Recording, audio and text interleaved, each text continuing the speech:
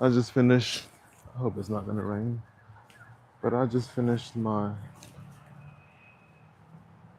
echocardiograms, rudder stress test. Now I'm just trying to go for a short walk. Goal is hopefully definitely 1 mile, but hopefully I can get maybe 2 miles in. And that should give me about, I don't know, anywhere between 600 to 1200 steps. Just trying to get in that 10,000 steps a day, which equates somewhat. I think usually whenever I hit 10,000 steps, it's about between 4 and 5 miles of walking. I can already tell you that I'm not wearing the right shoes, and it's a little bit colder than I wanted it to be. There was supposed to be a sunrise at this time a minute ago, and there's no sun to be seen because of the clouds. But we'll continue with the goal of trying to be consistent uh, with exercise and with um, heart health. A lot of times, unfortunately, people will fall into that trap, especially around um, January time, New Year's time. People will fall into the trap of wanting to, join a gym and go hard day one, day two, day three, but the things that they're doing, their types of exercises they're doing is not consistent. Uh, Not just it's not consistent, it's not they're not able to do it consistently for the whole year. So a lot of people will start working out January into February, and they'll meet, some of their short-term goals, whether it's losing 5 pounds, 10 pounds. But then when March comes, April comes, they used to go to the gym 4 to 5 times a week. That 4 to 5 times turns into 2 to 3, and then 1 to 2, and then none. And then unfortunately, when June comes, July comes, they're back to where they were before they made these health choices, these exercise choices. I think one of the biggest things is that they set their goals a little bit too high, or they're planning inappropriately uh, to try to reach these goals. I think one of the best things is just to start slow. Instead of working out 4 to 6 times a week, 4 to 5 times a week when you're first starting, start with 2 times a week. And if you can do 2 times a week and it doesn't affect your quality of life, then you can add on to it. Uh, but the good thing is that once you've established working out 2, 3 times a week, and it's your quality of life is unchanged or even better, you can add and subtract to it. If one week is, particularly more free, maybe you can do 4 times a week. If one week is a little bit harder, scale back to 1 to 2 times that week, because that's just a puzzle piece when it comes to your health and when it comes to preventing heart disease, preventing, downstream effects of poor health. In addition to exercising, in addition to being consistent with your exercising, you also have to watch what you're eating.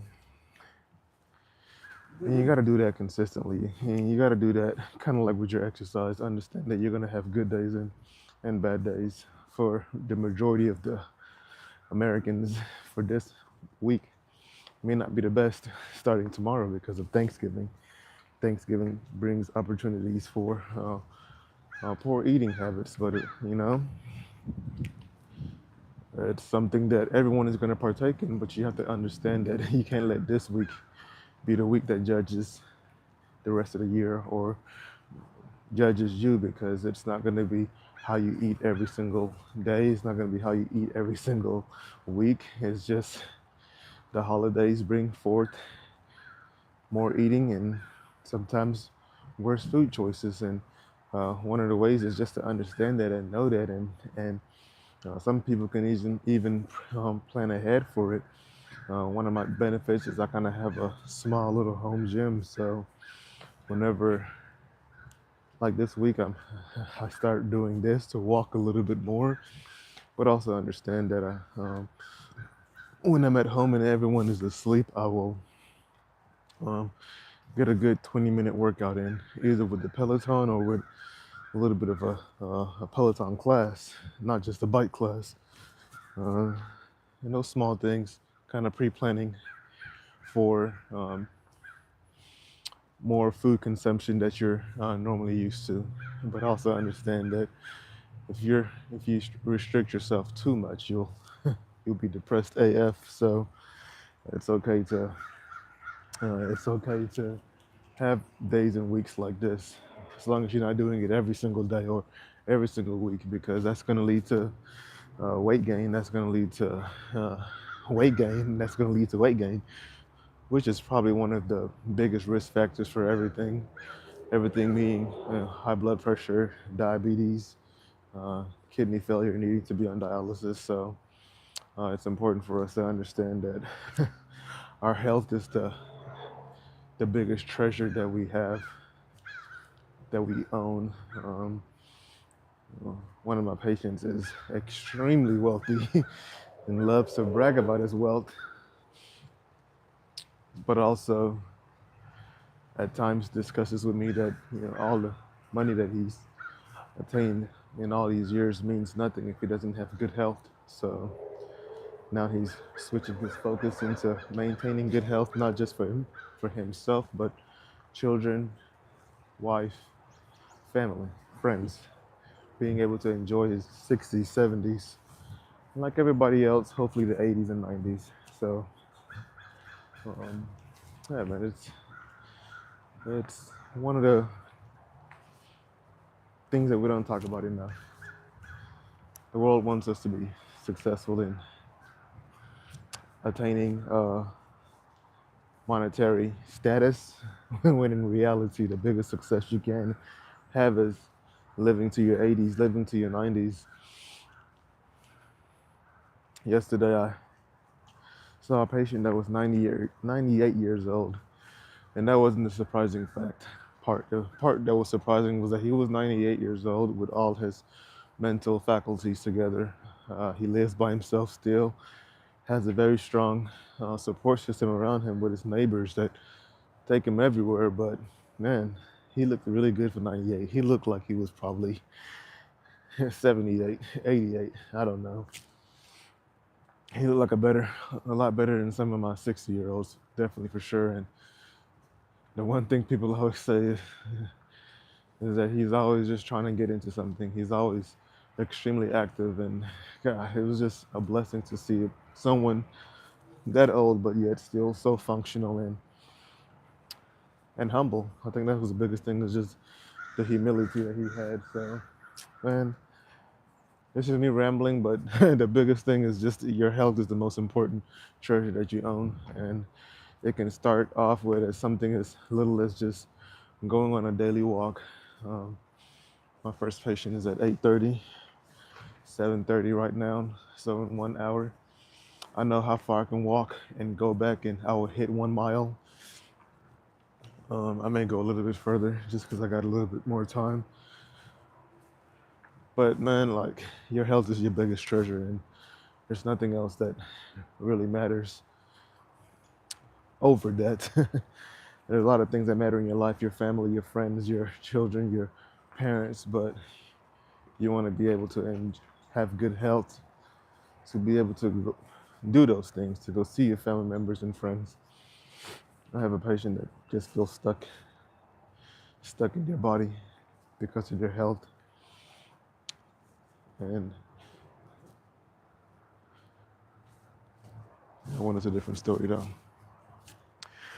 For those of you guys who are just popping on here, my name is Dr. Isang, and I'm a cardiologist, and I use this platform to discuss heart health prevention. More recently, I want to just talk about keeping things simple.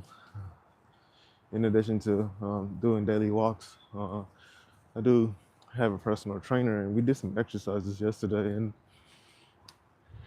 I think what blew me away was how simple the exercises were, and how we have the ability to do those exercises at home, and we don't need to make things more complex than they should be. And um,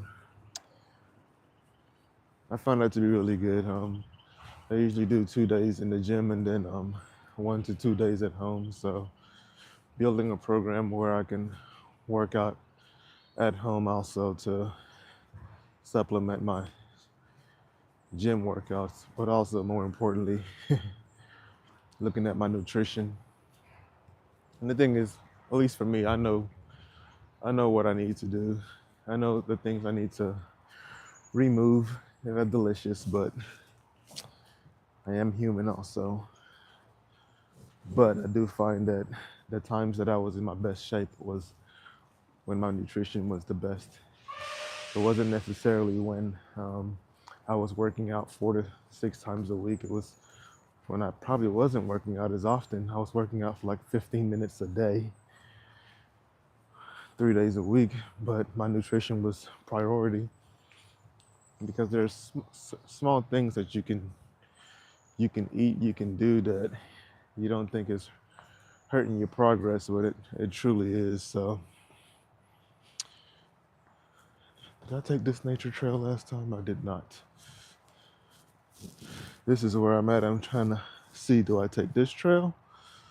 I don't remember where actually I do remember where this trail went to. This trail, it says a quarter of a mile, and I have hit up 0.44 miles. What does that mean? That means I can turn around almost and be done. But I'm gonna go this way. That way, I guess I'll be at zero point 0.6 miles or a little bit over, and then turn around, and then that'll be between 1.2, 1.3 miles walked. That'll be probably around, I don't know, between 1,100 and 1,300 steps. One, pun intended, one step closer to the goal of 10,000 steps.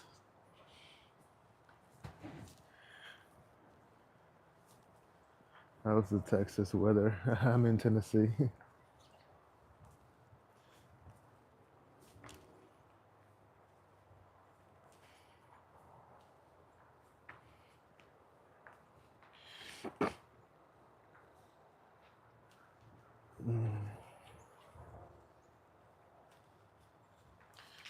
Walking little greenway over here. But yeah, the biggest thing that we can do sometimes is just make sure that we incorporate small things like walking on a daily basis. And sometimes more than just walking, just being physically active, intentionally active. I think you can use that word intentionally active in many ways, in many aspects of your life. So that's pretty much it. If anybody has any questions, let me know in the comments. If not, it's always crazy that at 7 a.m. Eastern time, there are creeps on here that make comments. Um, but whoever made that comment about George Floyd, I hope you have the day that you deserve. And if you believe that's a good day, I hope you have a good day. If it's a bad day, I hope it's still a good day. It's crazy though that how many years ago was that? But to come on a platform and to make a comment like that,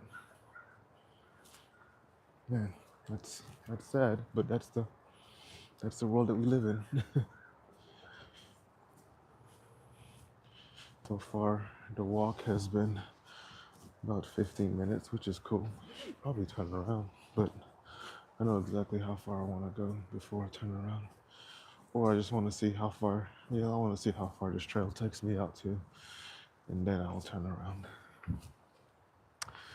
But for people who don't know me, once again, it's Dr. Easting, cardiologist, and I use this opportunity to discuss health. So, what is a cardiologist? And before I answer that question, how long did it take for me to become a cardiologist? So you have 4 years of undergrad, 4 years of medical school, 3 years of internal medicine residency training, and then another 3 years of general cardiology fellowship training, which totals 14 years, including college.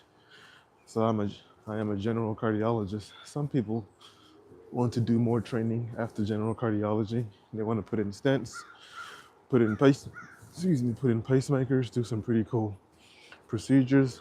Look at people who have congenital disease. Look at people who have heart failure. For those, there's an additional 1 to 2 more years extra training, so that 14 years can be as long as 16 years. I think for me, 14 years is more than enough. So after I finished that, my 14th year, I stayed as a general uh, non-invasive cardiologist. So kind of see the bread and butter of medicine. Chest pain being the biggest one, but also things like palpitations, heart failure, heart flutters. But I think chest pain and palpitations are the biggest ones because they encompass basically everything that we see. But I do notice that a lot of those people who come in for these symptoms have uh, things that we can treat to prevent it from getting worse. People who have chest pain that may end up having heart disease or heart failure also have high blood pressure, or they also have high cholesterol, diabetes. So a lot of times we treat those underlying risk factors to hopefully treat the disease process itself. I think the biggest one is atrial fibrillation. This is an abnormal rhythm that comes from the top part of the heart. It can lead to strokes if you're sick enough and if you have enough risk factors. But I found that a lot of people who have atrial fibrillation also have underdiagnosed or undertreated sleep apnea. So usually for anyone who is coming in for me to see me for atrial fibrillation or AFib, we typically do a sleep study uh, to make sure they don't have sleep apnea.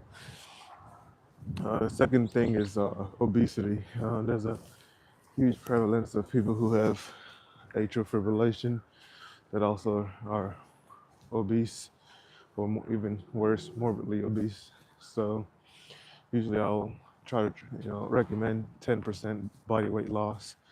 So for example, if the individual weighs 280 pounds, the goal is for them to lose 28 pounds. All the studies have shown that people have really good success in treatment of their AFib if we can control their weight better. So, and when it comes to their weight, some of them even need counseling with this or even weight loss surgery. A lot of newer medications that have been able to assist people with weight loss, especially that have underlying risk factors such as coronary disease, heart failure, diabetes, things like Ozempic, Mounjaro, Wegovy have been very influential, and has I've seen a lot of good. I've seen some of the side effects that people have from it. At first, I was neutral, but now I think I'm more a proponent for it because I had a patient that was always sick for the past 2 years. Was having difficulty in losing weight. Individual was weighing close to 300 pounds, like 305 pounds when I saw them in January, February. Saw them again, and they weighed like 210 pounds, so over 80 pounds lost, and doesn't need any more medications for blood pressure. Was seeing a neurologist for neuropathy. Neuropathy has subsided. Was seeing a nephrologist for kidney issues that subsided. So everything subsided with significant weight loss. Also, yeah, I was also had sleep apnea. I was wearing a CPAP, and now the CPAP settings have been turned all the way down to the lowest, and have a follow-up appointment to potentially come off the CPAP itself. So weight loss is one of those big things that we strive for. It's a lot easier said than done, but when people are able to achieve weight loss, oh my goodness, it's just significant improvement in their quality of life and length of life too. Yeah, I'm walking a little greenway trail right by the office, which is pretty cool. That There's a greenway by my office. Like, what better place than at a cardiology office? There's a greenway. My hopes is to be able to convince my group to get us walking pads in the office. How awesome would that be? Cardiology office with walking pads. For us, the people who work, it'd be pretty interesting to have it for the patients too. Some of them would not like that. Some of them would think it's awesome, but yeah.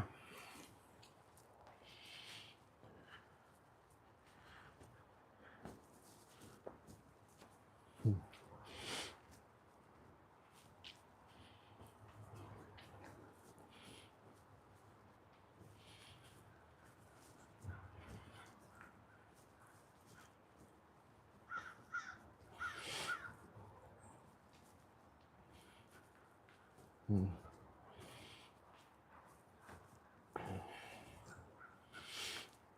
Sorry, I had to remove a user that was just unfortunately saying some very disgusting things on here.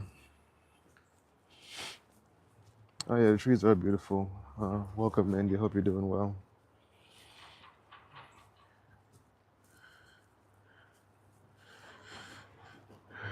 Ooh,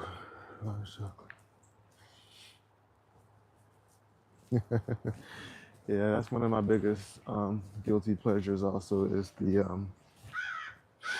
it's the sugars and the candy, but eventually has to stop. I've actually had a pretty good week, so I too, as a cardiologist, have my weakness for sweets, and I'm not the person that can moderate how much sweets I take in. So it's either a bunch or none. So right now I choose none.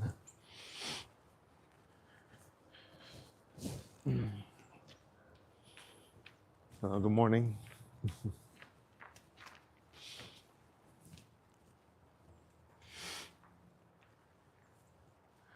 It is a great walk. Let me try to see if I can show people more of the trail. The trail was pretty awesome. So,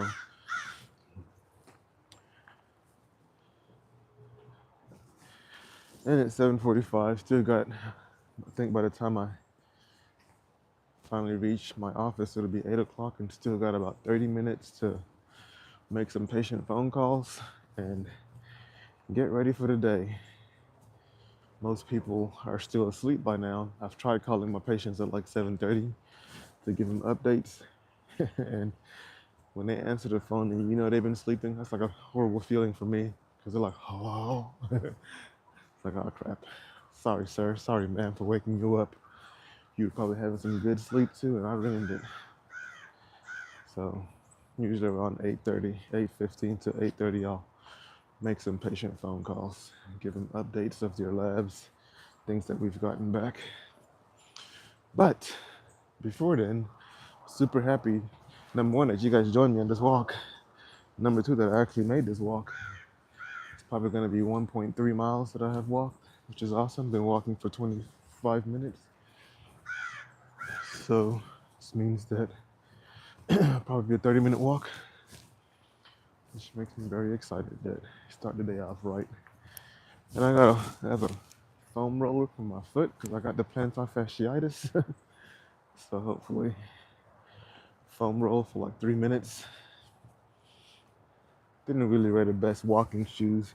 Came out here in some J's. I think it is comfortable though.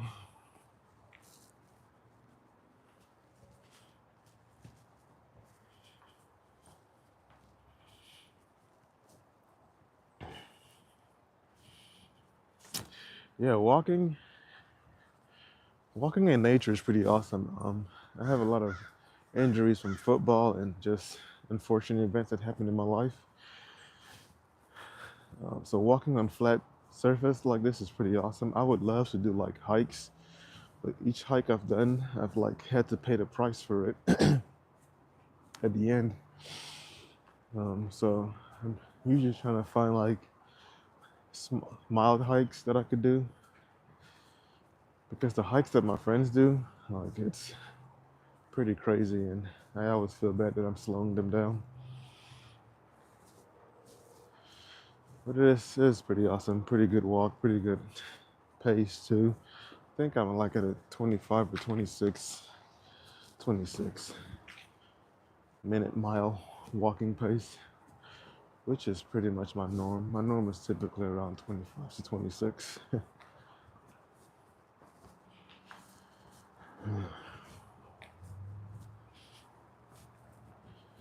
Yeah, just trying to be consistent with this too, because you can do all these things in the world. If you're not consistent with it, you're not going to see the progress, and that progress is going to be the motivation that you need to continue to do it. So it's not going to be always, walks around here, because I know I'll have certain days that I can't wake up at 5 a.m. like I did. Split one, split pace, There it is. 26 minutes, 30 seconds per mile. There it is. There's the split. But I know I'll have days that I won't be able to wake up at 5 a.m. But I do have a pretty good area around my where I live that I could walk, and I think I've done it. I think 3 loops or 2.5 loops is 1 mile. So that's always another option too. It may not be a mile. I think 3.5 loops is a mile. I think 2 loops is, I don't remember. Maybe I'll do that one next time and see what the um, how that walk is. I did that about a month ago. I went on live walking around the house, but it was also a lot warmer, and my hands are a little bit on the cold side. Fingertips are being disrespected by the cold right now. Arc support. Oh, I got it all. I got it all. Um, the arc support was about the plantar fasciitis. One of the issues is it actually is actually healing really, really well. My biggest issue is stubbornness. There was a point where it was healing really good, and I was like, you know what, I'm gonna go jump rope for 30 minutes and then go jogging. Number one, I never go jogging, but I felt so good after the jump rope that I was like, let me go jogging, and that combination set me back at least 4 to 6 weeks, like disappointed in myself. And then when I went to the gym, I found more exercises that would tweak it, and that would set me back an additional 1 to 2 days. Um, I thought the stair stepper was going to be awesome, and it was. Had a good pump, but it also tweaked it for about 2 to 3 days. So I'm staying off the stair stepper for some time now. Um, Exercise ring closed. and then there was something else. No, I think the treadmill was good. I think I tried to go overboard with the treadmill. So now when I go to the gym, I usually use the bicycle or the elliptical, and I'll use the treadmill for just like basic walk.